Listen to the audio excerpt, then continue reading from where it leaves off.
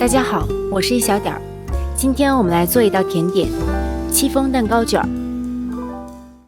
我们首先来制作戚风蛋糕，将牛奶和油充分搅拌乳化。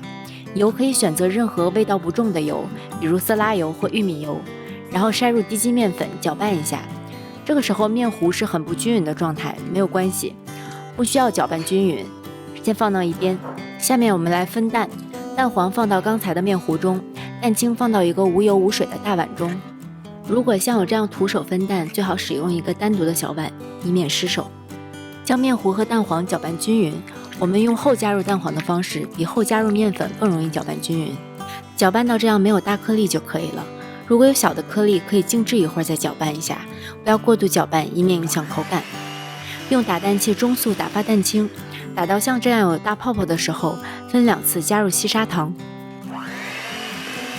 然后继续中速打发。慢慢的你会看到蛋清出现了纹路，但是还是很稀，还要继续打发。当蛋清表面出现明显且不会消失的纹路时，我们提起打蛋器，搅拌钩上的蛋清呈现出一个弯钩的状态，这属于湿性发泡。我们做蛋糕卷打到这个程度就可以了。如果打到干性发泡，容易在卷的时候造成开裂。取1/3的蛋白霜加入到蛋黄糊中，搅拌均匀。这一步是为了混合两者的质地，使本来比较浓稠的蛋黄糊更容易跟余下的蛋白混合均匀。接下来我们把蛋黄糊倒入余下的蛋白霜中，用翻拌的方式混合均匀，不要使用画圈搅拌的方式，不然会使蛋白消泡，使蛋糕发不起来。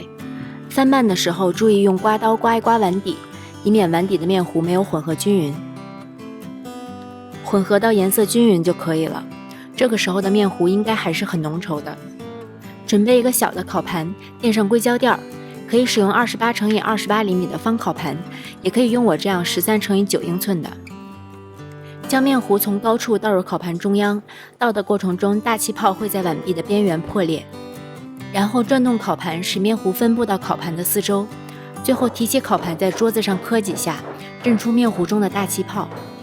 将烤盘放到预热好的烤箱中层，170摄氏度烤25分钟。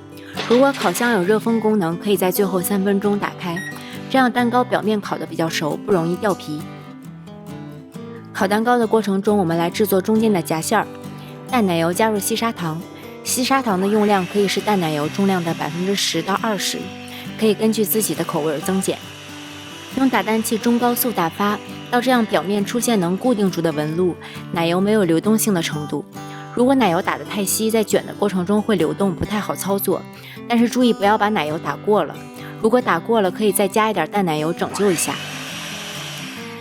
蛋糕烤好后，在桌子上震几下，震出里面的热气，防止它回缩。我们蛋糕的表面摸上去应该是比较结实，有点厚度的。如果一碰就破，说明没有烤到位，卷的时候容易掉皮。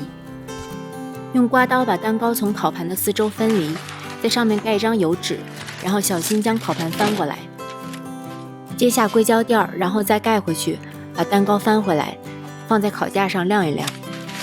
晾的时候上面要盖一张油纸，防止蛋糕变干。蛋糕已经基本晾凉，但是还稍微有一点温度的时候，就可以夹馅卷卷了。如果蛋糕太热，会把奶油烫化。把蛋糕的其中一个长边斜着切下来，另一边垂直切，边角料就拿去吃掉。因为蛋糕边的柔韧性会比较差，卷的时候容易在两端裂开，所以可以把短边也切下来。清理一下蛋糕屑，然后将打发的奶油抹在蛋糕表面。我们斜切的这一边是留在蛋糕卷的外侧，所以这一边的奶油要薄一些，而起始端的奶油要稍微厚一些。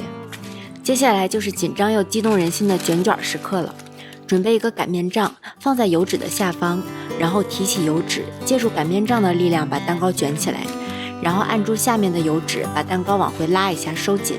卷的时候要慢慢来，如果没卷好也不要紧，可以重来。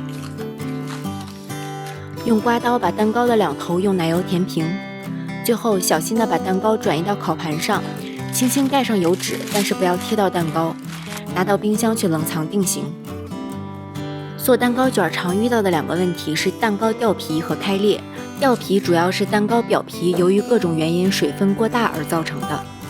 而开裂则是由于蛋糕内部因为各种原因而太干导致的。所以选择了正确的配方和制作方法，成功就离你不远了。谢谢大家的收看，如果你喜欢我的视频，请不要忘记帮我点赞和订阅我的频道。我是一小点，我们下期再见。